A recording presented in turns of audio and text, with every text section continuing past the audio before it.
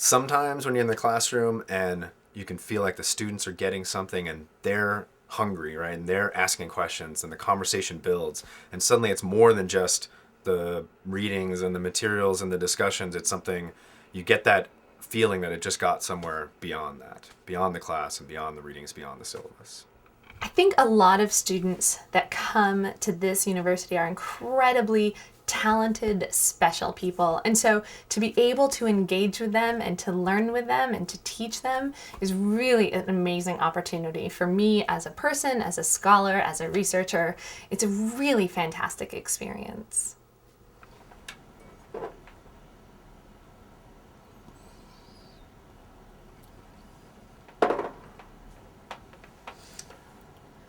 I fucking hate these kids.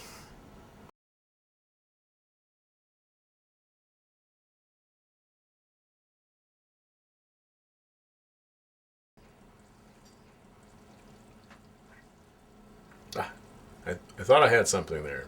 What was the question? Oh, yes.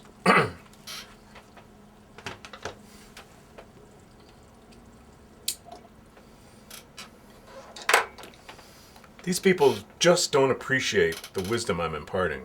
Poetry is not just some form of art, it's a form of life. Poetry is religion. It's a journey. It's a diet. But for these grade-grubbing little children, it's just another letter on their transcript. I read them some of the greatest works of all time, and their first question is, will this be on the final?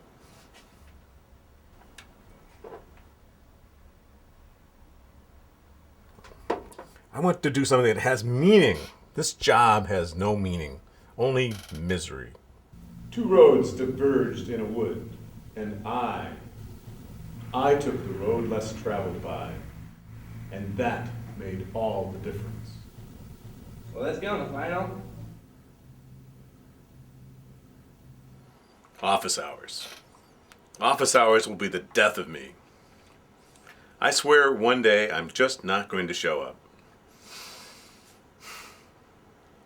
I could be out experiencing life, but instead I sit here and wait with bated breath for some business major or pre-med to come in and ask me, how many letters are there in a haiku? I just... Come in, come in.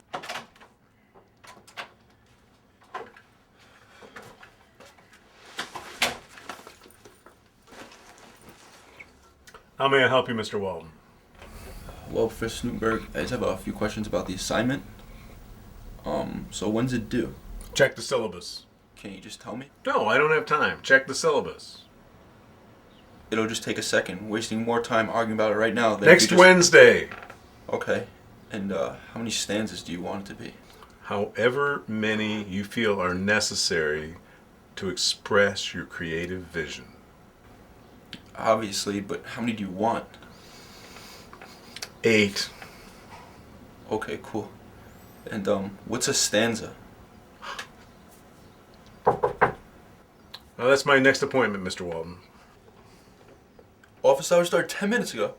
Good luck with your assignment.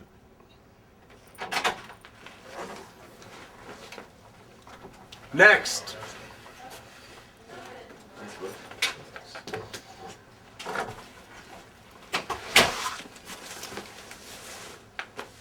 So about the love poem assignment. It's due next Wednesday.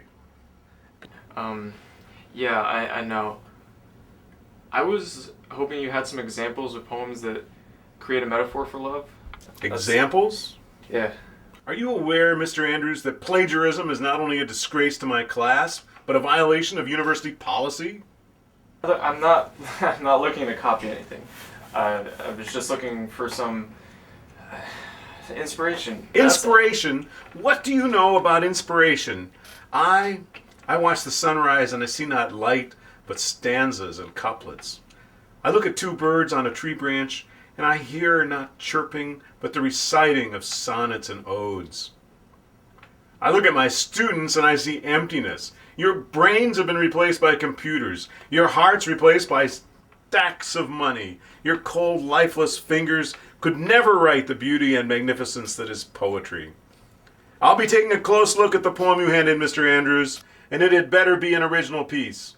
even if it reads like the work of a 5-year-old. Okay.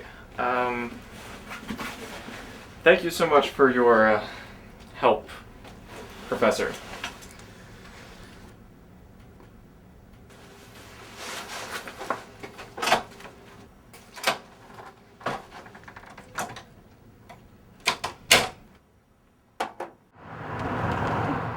Where did I go to school?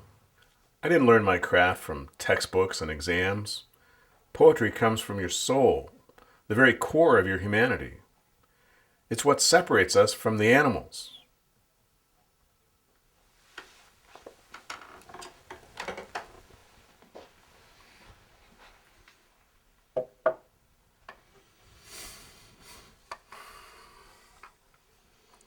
The very first poem I wrote was to Rebecca. It was an assignment in our English class. Didn't realize it was to be read aloud to the whole class.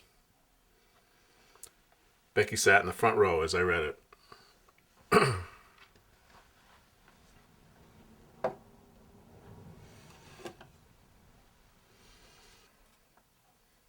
When Becky became ill, she had it framed. She read it every single day until